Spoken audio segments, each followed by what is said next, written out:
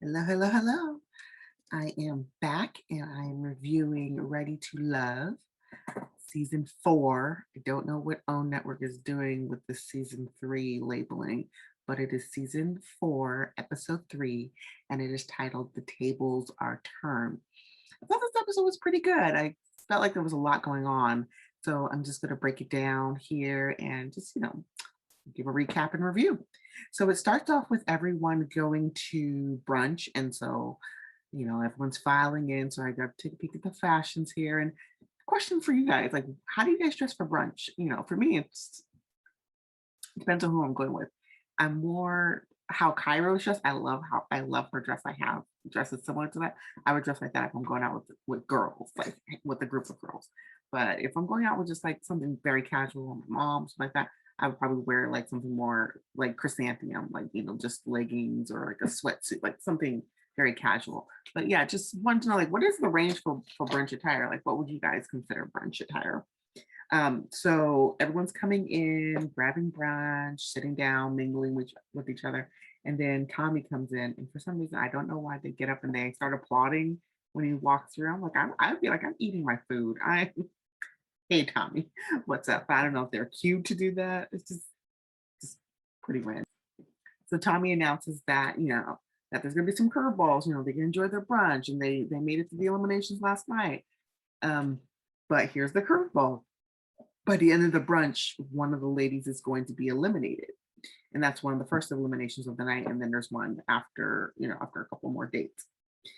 So, immediately the ladies know they have to step their A game up and they start to mingle with the men during brunch. Some things I noted here, I'm going to keep looking down at my notes because I wrote a lot just to keep myself on track here. So one thing I noticed was Ida's dress. I thought it was really ill-fitting. It was like that. It was like really heavy ruching, and I just don't think it accentuated her the way that it should have accentuated her. It kind of just made it unflattering. It showed off probably parts that she probably wanted to hide. Like she could have worn something more simple. But the outfit that she wore was not. It was ugly. I'm just gonna say that.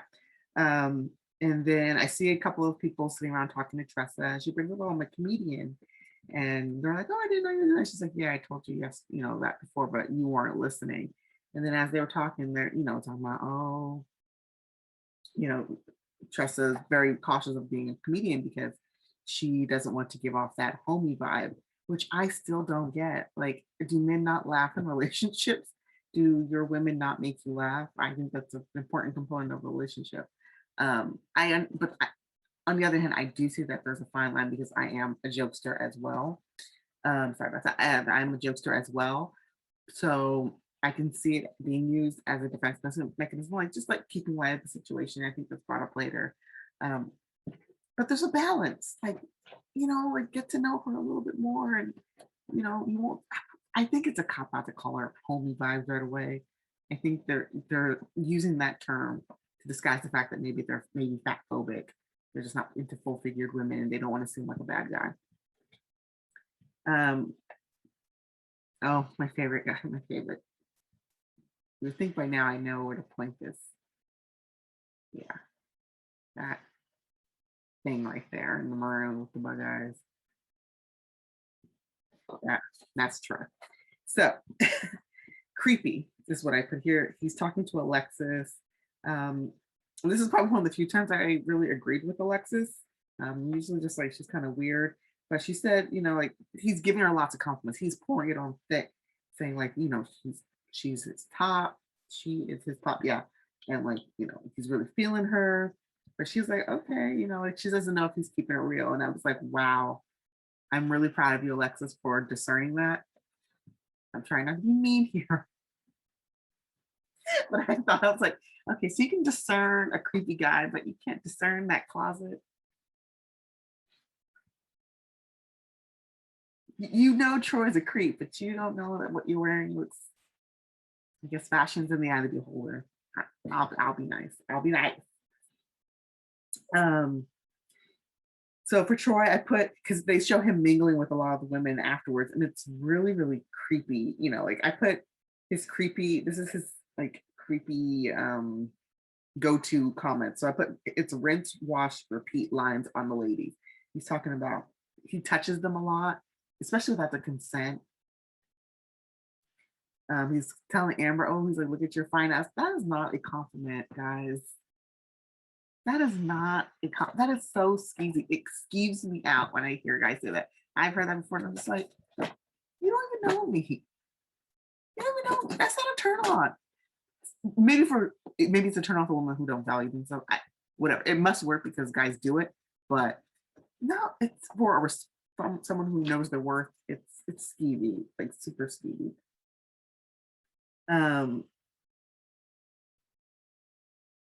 telling somebody that you need a real man, and telling Andrea like about he's gonna make out with you in the future. She's gonna make out with him in the future. It's like, stop. Are you really? You're not trying to get to know these women. You're just trying to get laid. You're just trying to get laid. You should not be on the show. I don't know what possession you be on the show, but you shouldn't be on the show. Next, we skip back over to Ida, who's kind of having a tough time like fitting in with everyone. It looks like everyone's coupling up, like mingling for the show. And so Ida just kind of hops into conversations, and she does it twice, and it's really awkward. She does it once when David and Stacy are talking, and she just kind of like sits there, like, oh, starts cracking jokes, like, oh, you can see yourself marrying both of us, and it's just like, okay, girl, you're killing the vibe. You are killing the vibe. And then she does it later with AJ and Stacy when they're having a pretty like, like very like they were going bantering back and forth very sexually, very instantly. And the conversation was ramping up, and then here comes Ida's like, oh, can I sit here? Oh, AJ, you look like you're just for the NBA. Like you're about to go NBA pregame. And he's like, NBA pregame? Like, yeah, you have to go make millions. It's like, girl, what are you talking about? Maybe she doesn't know how to like, it's awkward. It's probably awkward. And she's just jumping into a conversation, just trying to make light of it. And it's just not working for her. And she does get called out on it later with Diedrich, when he's like, I'm interested in you, but you just joke a lot. And I'm like, this is what we're saying before, like, it could be, she's nervous. She's very nervous. So people do that as like, if I make people laugh, like, they'll like me, like, I'll feel better about it. But there, like there is a balance. There is a balance. And I see where her joking and seen as defense like this, like it's pushing people away. Because they're not getting to know her, that she's just trying to not be so nervous. Whereas Tressa just tells jokes as her job, but that's not all she is. Let's see here. Oh, let's see. There was a conversation. We jump over to a conversation with KG Smooth and Amber, which I thought was so we're picking up from last season where KG Smooth, he wants to be Mr. Split the Bills, be very progressive. Comment if it's to each their own in their own relationship. If you're fine with splitting bills, fine. If not. I'm just not going to say my business because I don't want to be hated if anyone watches this video. But I understand what you're talking about, Ryan. Even though I didn't agree how you talked to KBC about it. And I'm just going to do that. But Amber said she didn't mind splitting the finances, splitting stuff like that. She was fine with it. And that perked KG Smooth right up. I was like, okay. he was like, hallelujah. Hallelujah. Someone could take this. Maybe she can take care of him. So I was like, okay, KG Smooth. To each their own on that. To each their own.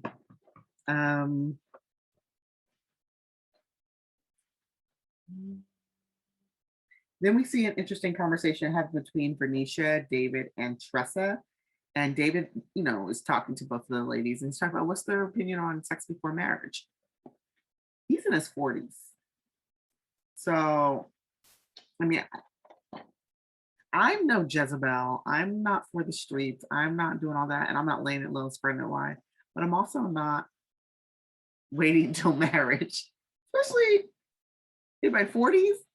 And I'm closer in my 40s than I am in my 20s. At this point, and I love what Tressa said, like, I'm not going to say, but she said, what that D do? Like, she said she's had trash before. And I'm like, the older you get, it's like, I'm not beating around the bush. I want to enjoy my happiness. Everything better be in working order. So if that's what works for him, that's what works for him. But now they know where the chips lie. And it's like, you're not for me, I'm not for you, and let that be. But what are your opinions on that? Like, I mean, abstinence, celibacy, um, before, until you're in a like a in marriage, we're down with that? No? Yes? Interesting to know. Um, so like everyone's still mingling still, and then Tommy comes in, and they don't show like the guys giving their ratings of who's on the top and who's at the bottom.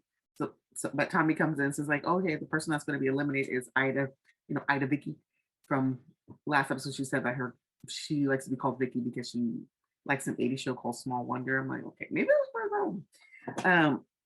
You could tell that she was really upset with it. And as she's leaving, she's crying. But then she's like, she's pretty interested. She's like, ask the camera people are doing the exit interview with her. And she's like, ask them why they eliminated me. She's like, I'm confused. She's like, yes, last night they were rubbing on my ass. I was like, rubbing on your ass? Who's rubbing on your ass on the first night? Are we ready to love or are we ready to hook up? I'm like, what is going on? You tell like she was crying, so I'm like, okay, who was feeling? There's things in this show that they don't show us clearly. Like the editing is really weird. I've seen that they've had like, I mean, if you watch the reunions, they show extra clips, and you're like, why did we couldn't have it? Can we have a 2-hour episode? Can we get these extra dates? Just so we can get a better feeling of what's going on, so people don't feel so blindsided. So next Tommy says, this is where the show really starts to kick up. So now everyone's going to go out on their dates. They're not going to be hanging out in big groups anymore. So he says, ask each other out the traditional way, explore connections, and then at the end of that, there's going to be an elimination. So for the rest of the dates, I have my commentary broken up by the date. So first one is Alexis and AJ, aka El Cheapo.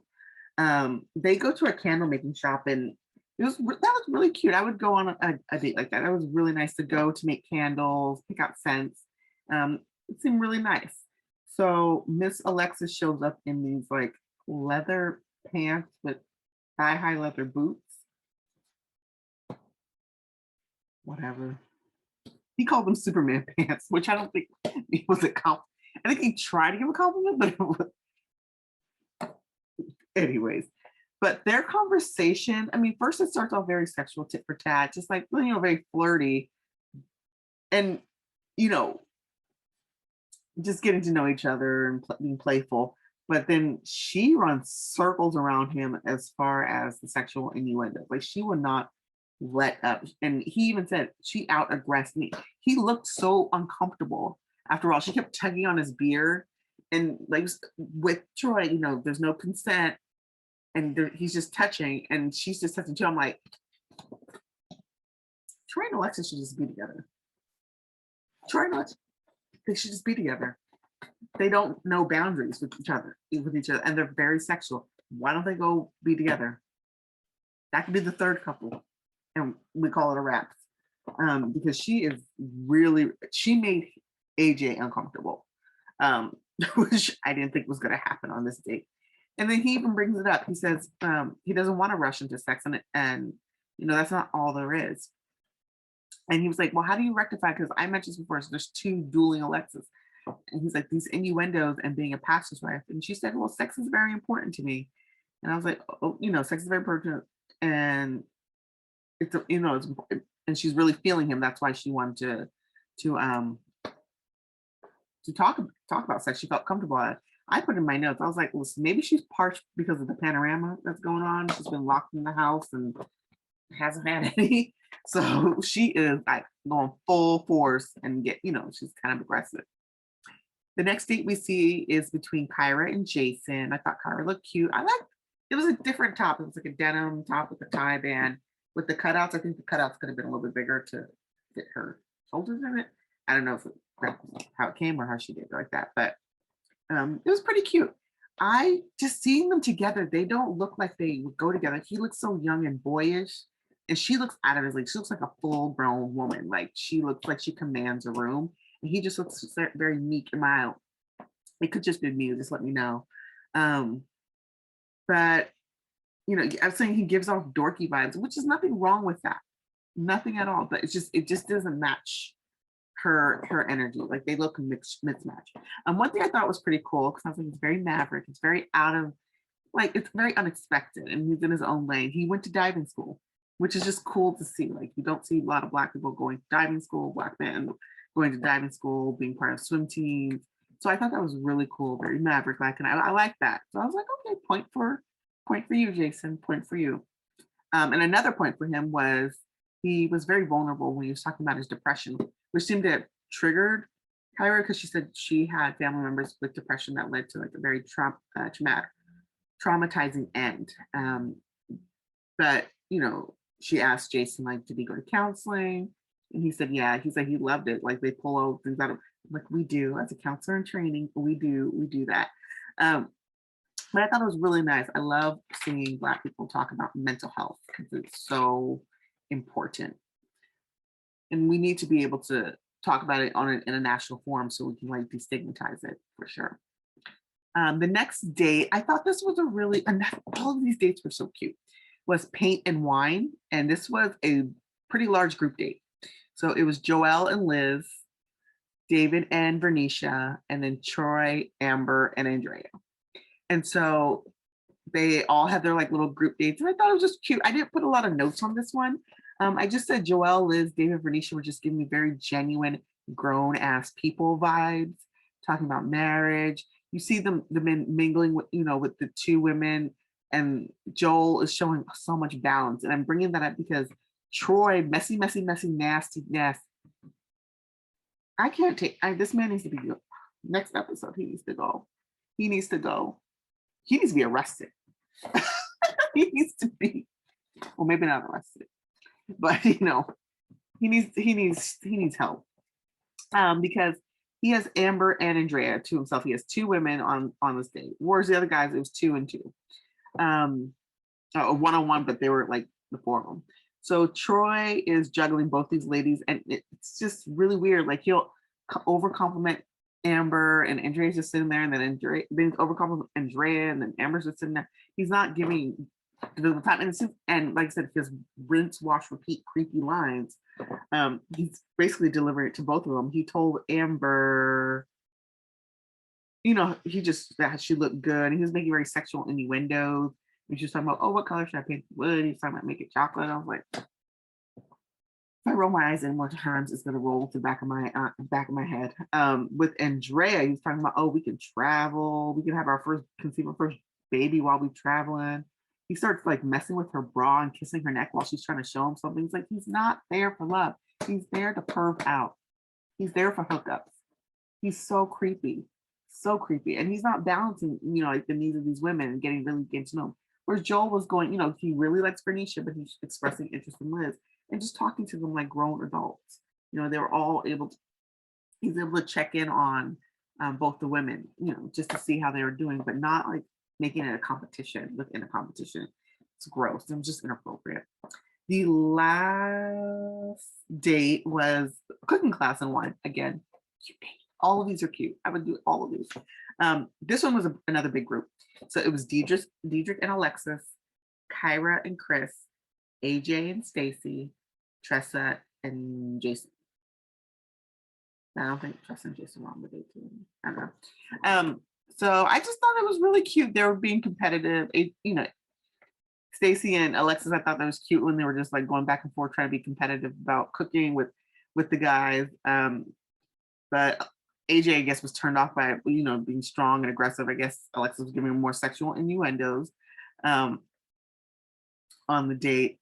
They start mingling, and let's see my notes here. So Tressa goes over to feed Diedrich. Like she's like, oh, let me hook you up, and she gave him a little spoon, like, oh, try it. And he was like, ooh, I like the delivery. He said, that tastes pretty good. And so Tressa's like, oh, okay. Like she's like, we just have a friendship. Because he expressed to me the day before that he is not into big girls opportunities. He's not attracted to me. He said in the clip that he used to be attracted to big girls, but now he has a different preference. I'm paraphrasing. So Tressa was like, okay, so we're just gonna be friends. But then Dietrich's like, let me take you, because they start talking about spices. He's like, let me take you on a date. Let me take you on a date. And she's like, what? okay, I thought I was friend zoned. So you see the confusion on her face. And she's like, okay. And then she says, like, Deirdre says, like, she has one of the best personalities. And which is so true. Like, guys don't walk around saying, like, look at the personality on that girl. Oh my God, that girl's personality is so bomb. No, they look at, like, you see her ass? Baby, like, that's the type of way they talk. So I get her. I'm like, okay, you're telling me my best personality, so you tell me I'm ugly. It's just like she's taking it as a compliment and rolling with it, but it's like, yeah, guys don't talk like that. They don't talk like that. What other things stood out to me? KG Smooth was mingling with Stacy for a bit, but then the conversation kind of nosedived and she ran off to Dietrich. I felt bad for KG Smooth. I was like, oh baby. But I don't know how I feel about Stacy's too. She just seems like she talks a lot. Then we see Kyra and AJ, El Chico. And Kyra's just ribbing AJ about, like, oh, she's like, your food's kind of salty. And I'm like, okay, are you, because she says she's holding a grudge. And I'm like, are you holding a grudge? Or are you broing him? Like, are you putting him that, like, oh, you're like a brother to me, like you're like a friend to me, like, or are you trying to still see what's up with him? Are you still trying to hook up? So just trying to figure out where Kyra is on how she feels about AJ.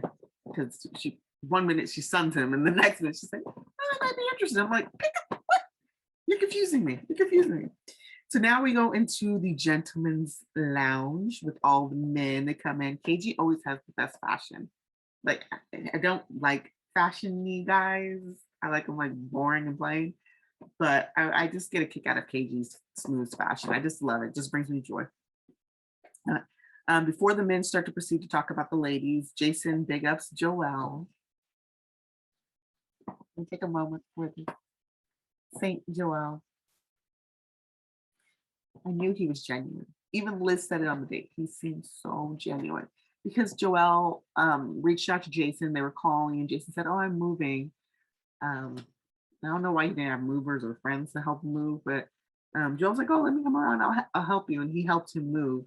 And he met his mama, and he just like, it was just really nice. And Joel started choking up about it because he didn't expect Jason to mention that, and he was saying like, yeah, it's more than about meeting women here. I want to have a brotherhood.